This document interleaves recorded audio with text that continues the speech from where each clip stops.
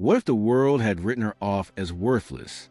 What if a broken man found a glimmer of hope in the most unexpected place? These are the questions that change everything. If you believe in second chances, in love that heals, and in the quiet power of kindness, take a moment to like, comment, and subscribe, because this story is just about to begin. For all of you listening who believe in the power of redemption, this one's for you. For anyone who's ever felt down on their luck, or known someone who needs to remember that hope can bloom in the most unlikely soil, stay with us. In her father's words, a spark of kindness can ignite a blaze of hope. Let this story light a spark in us all. Please consider subscribing. Now let's begin. Sam Holloway's old pickup died on him in the middle of the New Mexico desert.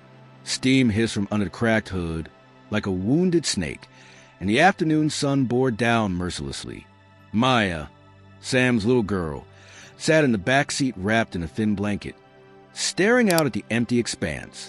The clock on the dashboard read 3:47 p.m., which Sam knew was the hottest time. He wiped sweat from his neck and hauled Maya onto his shoulders. Each step through the gravel felt like walking through fire. But then, a quarter mile ahead, a single battered gas station appeared like a mirage on the horizon. Its wooden roof sagged under time's weight. A faded, open sign hung crookedly and squeaked softly in the wind. In that moment, Sam felt a flicker of relief. This station looked abandoned, almost forgotten, but any shade would do. Sam carried Maya in his arms, her fatigue making each step heavy. He knocked on the service door, hoping against hope. Inside, the counter smelled of stale coffee and machine oil. Carmen Elena Rodriguez appeared in the cracked doorway. She was in her early 30s, dark hair tied in a messy bun, eyes wary under tired lids. For a moment, her gaze softened on seeing Maya's reddened face, then it hardened again. Sam tried to explain that the truck was broken and Maya was overheating, begging for water and a moment of rest. Carmen only pointed to the battered sign outside. It had been years since the station sold gas.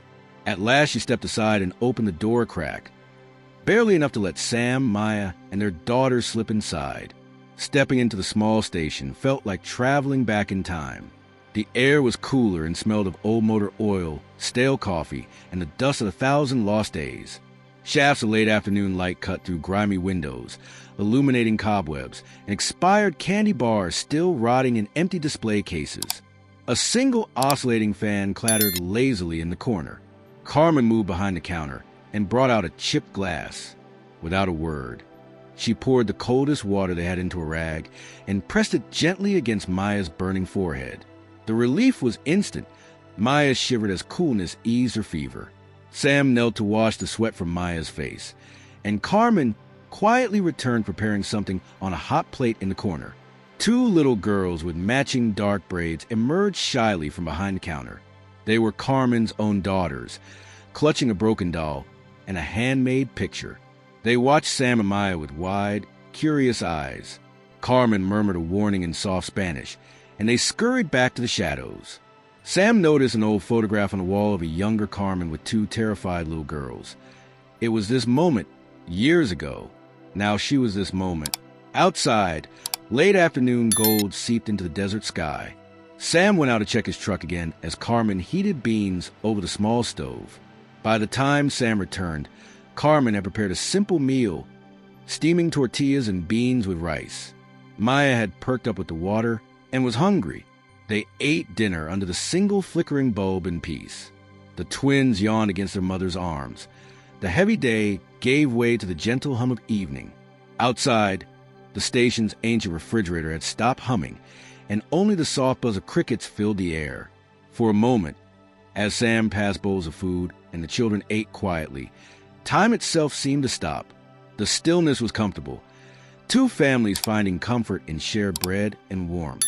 After the meal, the twins found a scratchy blanket to curl up under, and one by one they drifted off to sleep, dreams of home and safety finding them at last. With the children asleep on improvised mats, Sam and Carmen finally sat across from each other at the creaky wooden table. The neon pump sign above flickered and sighed as a gentle breeze passed. The night was still except for the small sounds of the desert. Distant wind rattling a window, a soft owl hoot. For a long moment, they simply looked at each other, two weary souls unwinding. Then Sam quietly said what was on his mind.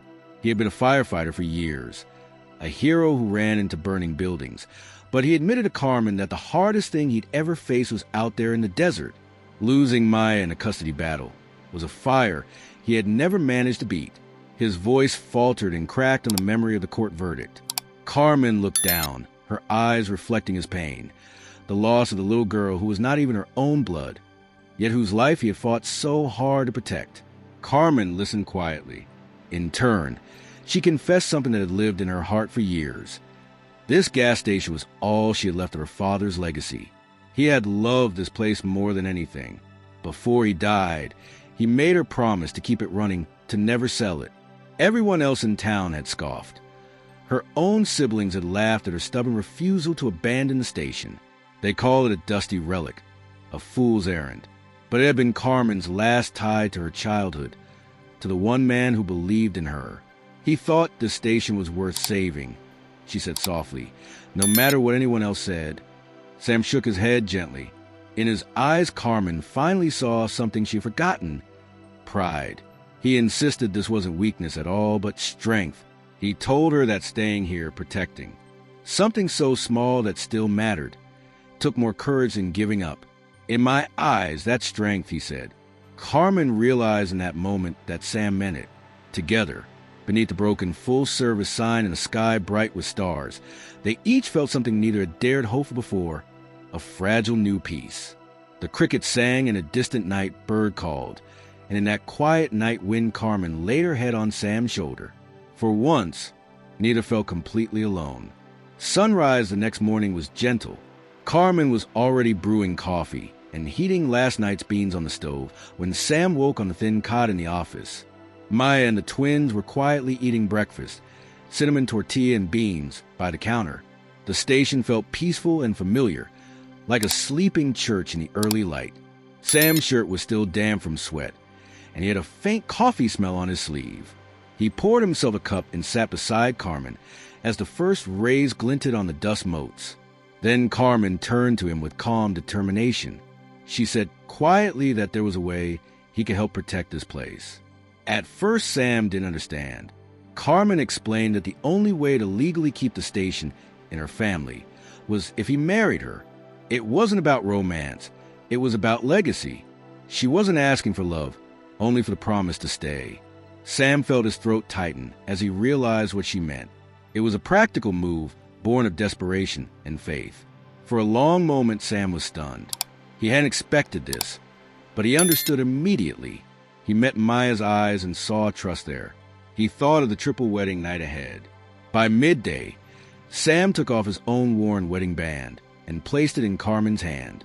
He gave her one of his truck keys. Carmen looked at him, understanding flooding through relief. After a long, silent moment, Sam nodded. He would stay here with them. That night, under the old neon awning of the gas station, they held a small, makeshift ceremony. Carmen wore a clean blouse and the necklace she always kept tucked in her shirt, and Sam borrowed a tie from a friend. The twins wove makeshift crowns of desert flowers, and Maya plucked a thin wire twist tie into a ring for Sam. They had no guests but the desert night and each other. Carmen stood barefoot on cracked concrete and took Sam's hand. By starlight, with the judge reading a short oath from a battered book and the children giggling around them, they were married. Carmen softly said, "I do," and Sam quietly said the same. The moon watched in silence as two weary people became a family under a broken sign. Afterward, as a married couple, Sam lay awake on the cot. Carmen watched Maya and her daughters sleeping peacefully. Finally, she spoke in a whisper. "You're staying, aren't you?" Sam sat up slowly, still exhausted from the day. "Yes," he replied simply. "That's what husbands do." Carmen allowed herself a small, relieved smile. Then she surprised him by saying one more thing. "You don't have to be perfect. Just be yourself." Sam reached out and took her hand. "I'm here," he said quietly. "That's all I've got." And that was enough. In the days that followed, life slowly shifted shape. The gas station was legally theirs. Sam and Carmen filed the papers together. They even started teaching the twins to treat the broken pumps as decorations, signs of history.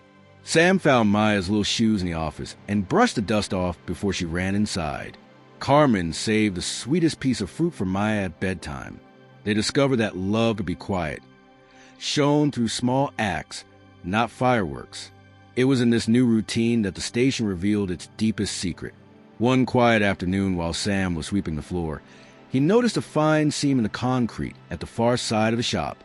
It was almost invisible, cut perfectly square into slab. He tapped it with his knuckles. Instead of the solid thud he expected, a hollow echo answered back. Sam called Carmen over. Her heart skipped. As a child, she had often heard her father's stern voice. "Never touch that floor," he had warned. But now curiosity pushed him onward. Sam braced a crowbar under one edge, and with a grunt he lifted the heavy slab. A rush of stale, cool air hissed out. They climbed down a rusty ladder into darkness. Carmen's eyes adjusted to the narrow space beneath the station. The vault was silent, except for the creak of the hatch. Steel-reinforced concrete walls surrounded them. One wall was lined with dusty shelves of manila folders in her father's neat hand. Another wall held heavy wooden crates, stamped with faded emblems of government agencies. At the far end was a locked steel cabinet with a familiar star-shaped seal, the CIA's. Carmen sank to her knees. He had been hiding all this here. Carmen gingerly picked up a folder and leafed through it. Every name, every note made sense now. Her father had not been a failed mechanic at all, but a guardian working undercover. This station had been a safe house, protecting lives. And then their eyes fell on the treasure. Inside, 2 crates were stacks of unmarked bills and bundles of gold and silver bars, each meticulously wrapped. Sam's jaw dropped. 7 crates, from floor to ceiling. Millions beyond imagining. Carmen felt lightheaded. Her hand flew to her mouth. This can't be real," she whispered. But it was real. They climbed back out and shut the vault behind them. In the dawning light, Carmen's head was spinning. "This changes everything," she whispered, staring at the floor slab now locked in place. Sam put a comforting arm around her. "Yes," he said quietly, "but we're in charge of what happens now. We keep the secret. Not my sisters, nobody." Carmen realized he was right. Together they would decide this legacy's fate. As the desert sun climbed, they sat on the station's wooden porch, catching their breath. Their heavy past was still with them, but so was each other, and somehow that made everything possible again. That afternoon, as Sam fixed a loose light bulb under the awning, 2 strange men in dark suits walked up to the counter. Carmen came out from the back office and tensed. The men showed badges, federal agents linked to the secret stash. They spoke quietly but firmly. They knew about the vault, her father's covert work. They explained that, technically, all that money was now considered government property and needed to be secured. Carmen's stomach flipped. Yet when the agents saw her resolve, they paused. Carmen insisted that the station was home and would remain hers. Sam stood beside her. When Carmen asked what they wanted, one agent finally said they were grateful her father had protected them all those years, and they needed her cooperation to wrap up paperwork. Carmen agreed, but with one condition: this place would stay open under her family's care. The agents nodded, handing her a single sealed envelope and promising to return with answers. As they walked away, Carmen felt a quiet victory. Sam squeezed her hand. They had stood their ground. By afternoon, word of the station's owner who refused to sell had spread. A small TV crew showed up, camera in hand. Carmen stood in the doorway with Maya and the twins clinging at her sides, all of them looking shy but proud. She told the reporter that her father wasn't rich, but he left her something better, a purpose. She spoke directly of second chances and of how one kind place could change lives. "We're keeping the station open. It belongs to people who need it," she said firmly. The evening news ran the clip. In the following days, letters and envelopes arrived like rain. Vets who remembered Carmen's father, families he had protected. Even strangers from distant states wrote notes of thanks. One morning, an envelope lay on the counter with an old baseball card taped inside. On it was written, "Your dad saved my life in Nicaragua." This one's for you." Carmen held it to her heart, realizing the quiet ripples of her father's choices. Sam read each card and let her aloud as she wiped tears. The vault's money remained untouched, but her father's true legacy was paying back. Carmen and Sam used those donations quietly, anonymously. Early one morning, they fixed a cracked roof of the little school in town before anyone knew who'd paid for it. They repaired the rusted bus stop bench so children wouldn't freeze waiting for their ride. They stocked the food pantry and newspaper boxes in town. Nobody knew it was them. Carmen even met with the mayor and laid down a plan. They would build a free community center on the station lot. English classes, workshops, a pantry, all paid for privately. When the mayor asked who funded this, Carmen only smiled and said, "It's on us." The mayor blinked in surprise, then nodded. It didn't matter who she was. The community needed this place more than the name behind it. By winter, the entire station had transformed. Its exterior had been painted bright white with green trim. A new solar panel array quietly made their power free. A small garden bloomed outside, cared for by volunteers. A bulletin board announced free classes and gatherings. Locals stopped crossing the street to avoid it. Now they came by choice. Carmen often found herself sitting at the counter with someone telling story after story of her father's kindness. Once at a community dinner, a former student of hers pulled out a photograph of Carmen's dad with a stranger, a man now middle-aged. The man said, "Your father gave me my first job when I had nothing. He treated me like family." Carmen's chest ached, and she hugged them both. In that moment, she understood that her father had created family out of strangers, and she was doing the same. That night, after the feast ended and the fire pit's embers turned to ash, Carmen and Sam sat on the hood of his truck under a sky quilted with stars. The twins and Maya were wrapped in blankets on the ground, exhausted from happiness. Sam took a deep breath of the cool night air. He marveled, softly, that here they were, running this little station together. Carmen leaned against him. She whispered that she never imagined belonging anywhere, not until now. Sam told her it was okay, that maybe the station had been an ending, but also the start of something new. Carmen shivered at the thought and could almost hear her father's voice in the wind. This place isn't much, but one day it will mean something. Now she knew he was right, not because of the gold in the ground, but because of the love above it. She turned to Sam and said quietly that she thought she was finally home. He kissed the top of her head. "We're home together," he said. They packed up the last of the food and turned off the lights together. Carmen paused for a final look at the new wooden sign above the station. Hope Station, a place to begin again. It gleamed softly in the starlight. Then, from far down the empty highway, a low rumble broke the quiet. A pair of headlights sped toward them. The desert night suddenly alive with motion. Sam put an arm protectively around Carmen, and Maya stirred inside. Neither of them knew who was coming or why, but one thing was certain. After all they'd been through, they would face whatever came next together. Their story was far from over.